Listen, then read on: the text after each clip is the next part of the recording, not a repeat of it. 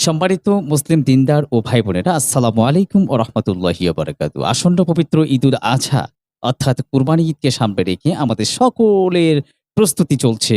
আলহামদুলিল্লাহ। আমি মনে করি যে যার মনের যেভাবে বাসনা করছেন, যেভাবে কুরবানির আপনি দিতে চাচ্ছেন, সেটি যেন মহান রব্বুল আলামিন আপনার কবুল করে নেন। আমিন। কাদের উপর কুরবানি দেয়া ওয়াজিব এখন জেনে নেয়া যাক।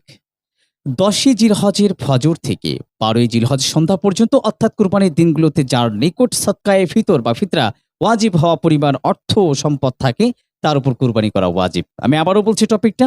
১০ই জিলহজের ফজর থেকে ১২ই জিলহজের সন্ধ্যা পর্যন্ত অর্থাৎ কুরবানির দিনগুলোতে যার নিকট সদকায়ে ফিতর বা ফিতরা ওয়াজিব পরিমাণ অর্থ ও সম্পদ থাকে, তার উপর কুরবানি করা ওয়াজিব।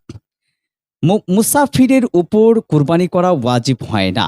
মুসাফির তো আপনারা বুঝতেই পারতেছেন, কুরবানি ওয়াজিব না হলে নফল কুরবানি করলে কুরবানির সওয়াব পাওয়া যাবে।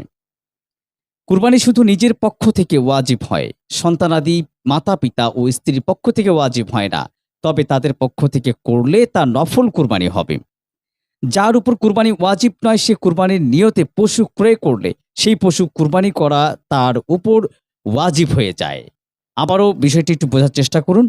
যার উপর কুরবানি ওয়াজিব নয়, সে কুরবানির নিয়তে পশু ক্রয় করলে সেই পশু কুরবানি করা তার উপর ওয়াজিব হয়ে যায়। কোনো মকসুদের জন্য কুরবানির মানত করলে সেই মকসুদ পূর্ণ হলেও তার উপর গরিব বা ধনী হোক, যেই হোক না কেন, কুরবানি করা ওয়াজিব হয়ে যাবে। অবশ্যই এই ছোট্ট ভিডিওটি আপনার উপকারে আসবে বা এসেছে। যদি সেটি হয়ে থাকে তাহলে আমার এই ভিডিওটি লাইক, মূল্যবান একটি কমেন্ট করে এবং শেয়ার করে বাকিদের জানার জন্য ব্যবস্থা করে দেবেন। আসসালামু আলাইকুম ওয়া রাহমাতুল্লাহি ওয়া বারাকাতুহু।